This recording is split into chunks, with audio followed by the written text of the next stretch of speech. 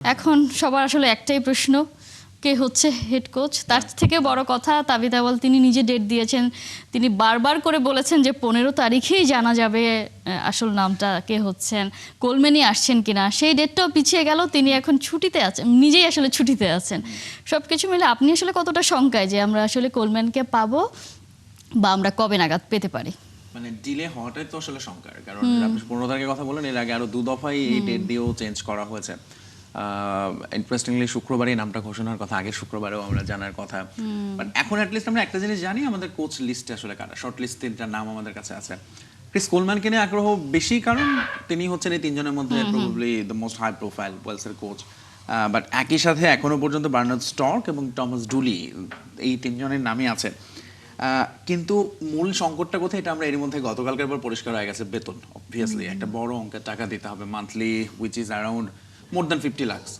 এখন এই টাকাটা আসলে বাংলাদেশ ফুটবল ফেডারেশনের কাছে নেই, রেগুলার কোনো স্পন্সর নেই বাংলাদেশ দলে যাদের কাছ থেকে তারা মান্থলি টাকাটা নেবে। ফলে তারা স্বর্ণাপন্ন হয়েছে, যেহেতু মন্ত্রণালয়টা চালাচ্ছেন একজন সাবেক ফুটবলার, তার কিন্তু স্টিল যুব ক্রীড়া মন্ত্রণালয় এত টাকা দেবে কিনা মাসে মাসে বাংলাদেশ ফুটবল ফেডারেশনকে, তাদের একটা মেসেজ আছে পরিষ্কার যে আমাদের তো ভাই সব ফেডারেশনের আমরা অভিভাবক। ফলে সবাইকে আসলে আমি তোমাকে যদি হঠাৎ করে মাসে এত টাকা দেওয়া শুরু করি, বাকিদের ক্ষেত্রে এটা জিনিসটা আসলে কিন্তু ইকুয়াল থাকে কিনা। ক্রীড়া প্রতিমন্ত্রী বলেছেন না যে টাকা দেবে, এরকম তো তিনি বলেছেন শুনেছেন। যেটা তিনি অর্থ পরিকল্পনা মন্ত্রণালয়ে যাবেন, সেখান থেকে তিনি টাকাটা নেওয়ার চেষ্টা করবেন, এবং সেটার জন্য রোববার পর্যন্ত অপেক্ষা করতে হবে, মানে আগামীকাল অফিস খুললে তারপর।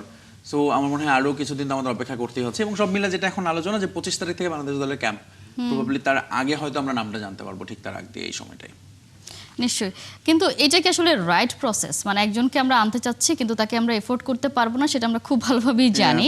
আমরা সরকারের কাছে অনুদান চাইছি, আবার ফিফার নিয়মও তো আছে, ফেডারেশনে কোনোভাবেই সরকারি হস্তক্ষেপ থাকবে না। আমরা যদি এটাকে সেই রকম হস্তক্ষেপ না বলি, তারপরেও তো যে সরকারের একটা ব্যাপার তো থাকছে এই জায়গায়, মানে তাকে তো টানা হলো, সেই জায়গায় এই প্রসেসটার মধ্য দিয়ে আসলে যাওয়া ঠিক হচ্ছে কিনা? মানে না, আমার তো মনে হয় যে বাংলাদেশে ধরেন ফুটবলের প্রসেস নিয়ে কথা বলতে গেলে তো অনেক প্রসেস নিয়ে আমাদের আসলে ঠিক নেই, এবং এই জায়গাটায় অবশ্যই বাংলাদেশ ফুটবল ফেডারেশন স্বয়ংসম্পূর্ণ না, যেটা হওয়া উচিত ছিল তাদের, স্পেশালি লাস্ট 2 or 3 ইয়ার্স। আমরা যদি দেখি বাংলাদেশ ফুটবল ফেডারেশন যেটা করেছে, ইন্ডিভিজুয়াল ম্যাচগুলোর সময় তারা খুব বড় স্পন্সর পেয়েছে সেল, কিন্তু ওভারঅল মানে থ্রু আউট দ্য ইয়ার আসলে কিভাবে চলবে, নেক্সট 5 ইয়ার পর বাংলাদেশ ফুটবল কিভাবে চলবে, এবং এই কোচটা তো আসলে যাওয়ার কথা শোনা যাচ্ছে আরো প্রায় 1 বছর ধরে। আমরা জানি যে হ্যাঁ, কাবরেরার সময় শেষ হয়ে আসছে, তার জায়গায় নতুন কোচ আমরা নেওয়া হবে, কতবার আলোচনা করেছি।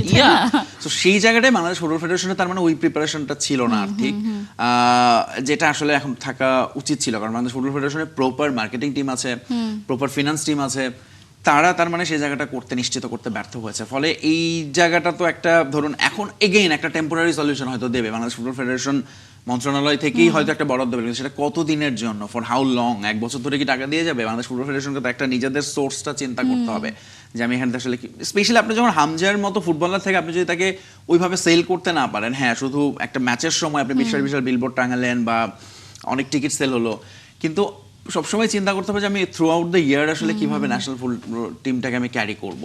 যদিও ন্যাশনাল টিমকে আসলে ক্যারি করার জন্য খুব বেশি কিন্তু খরচ থাকে না, কারণ এটা সারা বছর খেলা থাকে না ন্যাশনাল টিমের, কিন্তু কোচটাকে তো আপনার বেতন দিতে হবে, এবং সেই জায়গাটায় আমার মনে হয় যে বাংলাদেশ ফুটবল ফেডারেশনের অবশ্যই ঘাটতি তো আছে, এবং এই কারণেই তারা এখন ওকে আমরা গিয়েছি ক্রীড়া মন্ত্রণালয়ের কাছে, দেখি তারা কি করে, যেটা আসলে আপনি নিশ্চয়ই আপনার নিজের প্রতিষ্ঠানে চাইবেন না যে হ্যাঁ হতে পারে আপনার একটা মাদার অর্গানাইজেশন আছে, বাট স্টিল আপনার নিজের একটা আসলে নিজস্ব ওই ক্রেডিবিলিটিটা থাকতে হবে এবং ওই স্বয়ংসম্পূর্ণতা থাকতে হবে, যেটা না হলে একজন কোচ এসে কিভাবে ফুটবলের সঙ্গে কাজ করবেন যদি এই এগেইন ঘুরে ফিরে বেতন ইস্যু হয়, যেটা কিন্তু সবসময় আগে দেখেন যত বিদেশি কোচ এসেছে শেষ সময় এসে দেনা পাওনা নিয়ে খুবই গ্যাঞ্জাম, যেটা ফরচুনেটলি কাবরেরার সঙ্গে হয়নি, কিন্তু বাংলাদেশের ফুটবলের হিস্ট্রিতে এটা খুবই কমন। তার মানে হচ্ছে আমাদের কখনোই এই স্বয়ংসম্পূর্ণতা ছিল না। নিশ্চয়ই দুটো গুজব শোনা যাচ্ছে। প্রথমত বাফুফের সাথে যোগাযোগ করছেন না কোলম্যান, মানে কল করা হচ্ছে, তিনি হয়তো রেসপন্স করছেন না। আরেকটা জিনিস শোনা যাচ্ছে যে কোলম্যান তুরস্কের কোনো একটা সেকেন্ড টায়ার ক্লাবের সাথে হয়তো যুক্ত হতে যাচ্ছেন বা সেখানে কথাবার্তা চলছে। আমিও এই দুটো যেহেতু আপনি বললেন এই গুজব, সেগুলোর সঙ্গে আসলে আমরা পড়ি, কিন্তু সবই আসলে খুবই প্রথমত হচ্ছে অনিশ্চিত সূত্র থেকে আসছে, কোনো বিশ্বস্ত সূত্রে আমরা জানতে পারছি না এখন পর্যন্ত, এবং বাংলাদেশ ফুটবল ফেডারেশন যেহেতু অফিসিয়ালি তারা এরকম কিছু জানায়নি, ফলে আমাদের সেটার উপরে ডিপেন্ড করতে হবে। কিন্তু হ্যাঁ দেখেন, একজন পেশাদার কোচ যখন ফ্রি থাকে, আপনি নিশ্চয়ই মরিনিওকে আপনি যখন রিয়াল মাদ্রিদ এখন নিতে চাইছে, কিন্তু 6 মাস পর নিতে চাইলে আর নিতে পারবে না। বাংলাদেশের ক্ষেত্রে একই বিষয়টা, আপনি যদি কোলম্যানকে এখন নিতে চান, যত দ্রুত সম্ভব ডিলটা ডান করতে হবে, অ্যাটলিস্ট এই যে আপনি যদি 7 দিন পরেও নেন, তার মানে আপনি যদি একটু কাছাকাছি নিশ্চিত হন, তার সঙ্গে ওই কমিউনিকেশনটা রাখা যে আমরা এই অবস্থায় আছি and will lock it very soon, এবং সেই কমিউনিকেশনটা I hope Bangladesh football federation continue করছে। আদারওয়াইজ হ্যাঁ, শেষ মুহূর্তে গিয়ে আপনি দেখা যাবে যে আপনার পছন্দের কোচকে আপনি পাচ্ছেন না।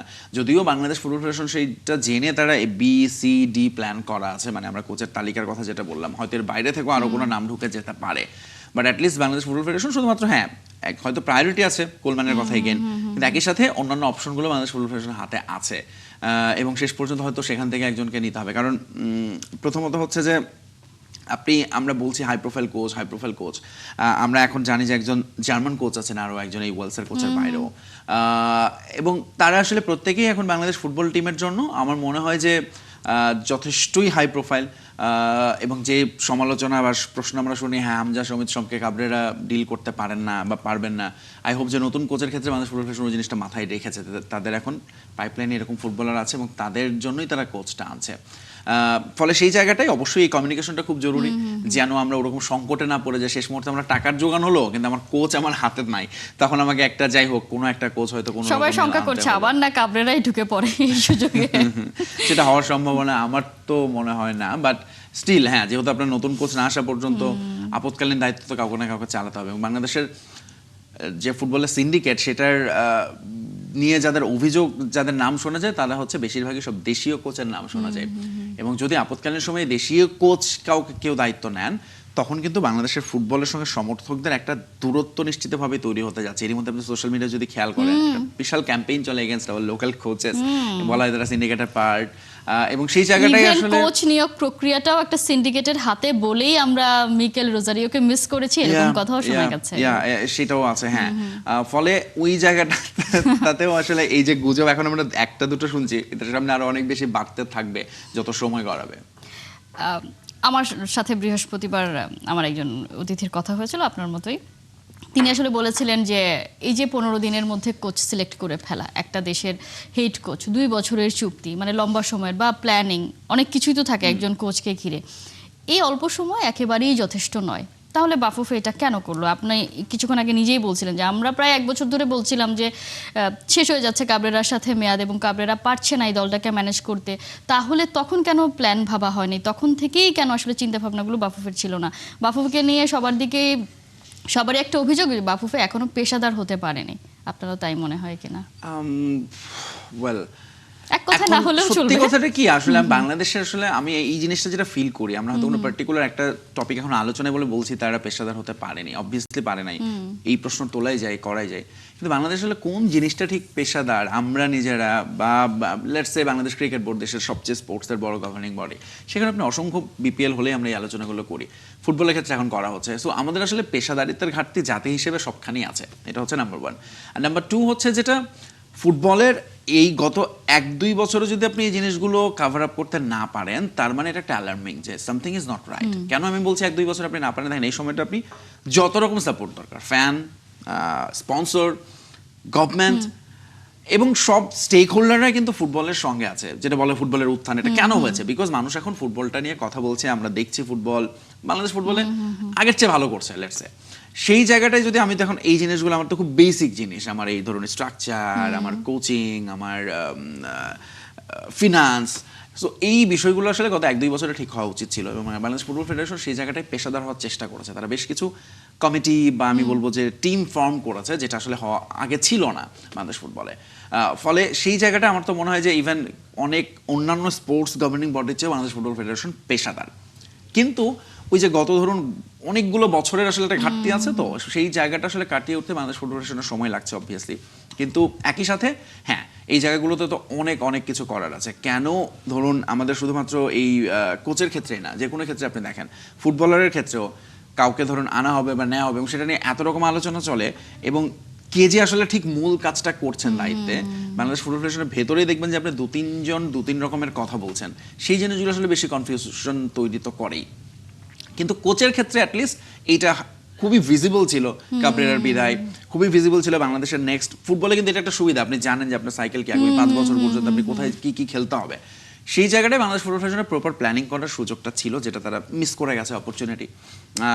এবং এখন ধরুন এসে হচ্ছে, কারণ এখন আমার হাতে আর অপশন নেই, সময় নেই, ঘুরে ফিরে ওই লাস্ট মোমেন্টে এসে আমাকে এটা করতে হচ্ছে। ধরুন এই কমিউনিকেশনটা যদিও গভর্নমেন্টটা নতুন ফর্ম করেছে, বাট স্টিল যেহেতু ফুটবলের লোক আমিনুল হক, তার সঙ্গে হয়তো বাংলাদেশ ফুটবল ফেডারেশনের আগে থেকে যোগাযোগটা করতে পারতো, তাহলে তিনিও হয়তো একটু আগে থেকে প্ল্যানিং করে আরও আগে বলতে পারতেন পরিকল্পনা বা অর্থ মন্ত্রণালয়কে।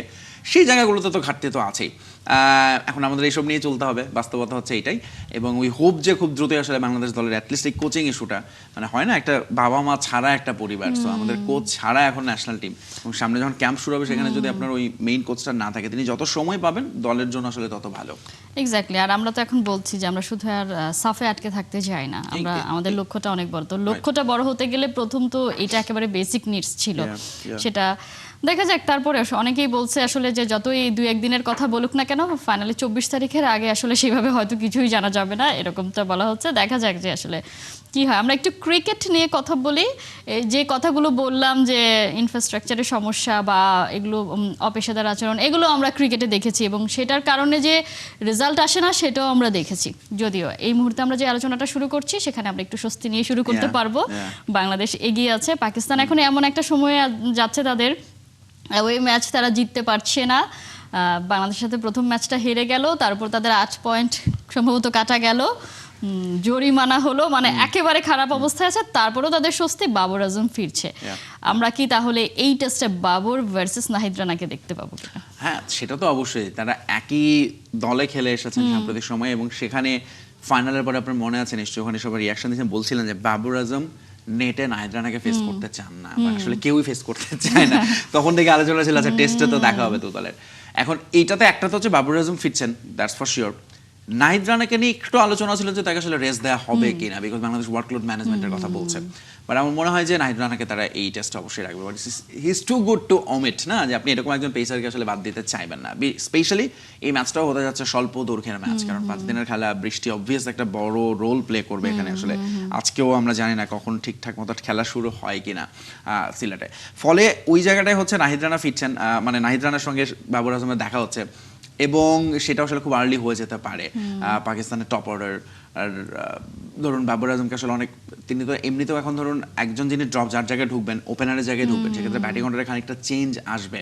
বাবর আজম হয়তো তার পজিশনে থাকবেন, বাট স্টিল এইটা একটা খুবই আমার মনে হয় যে রোমাঞ্চকর একটা লড়াই হবে। সিলেটের উইকেটের উপর অনেক কিছু ডিপেন্ড করবে, সেটা আসলে ঠিক। যদিও আমরা যেরকম উইকেট দেখছিলাম, ঘাস অনেক সবুজ উইকেট।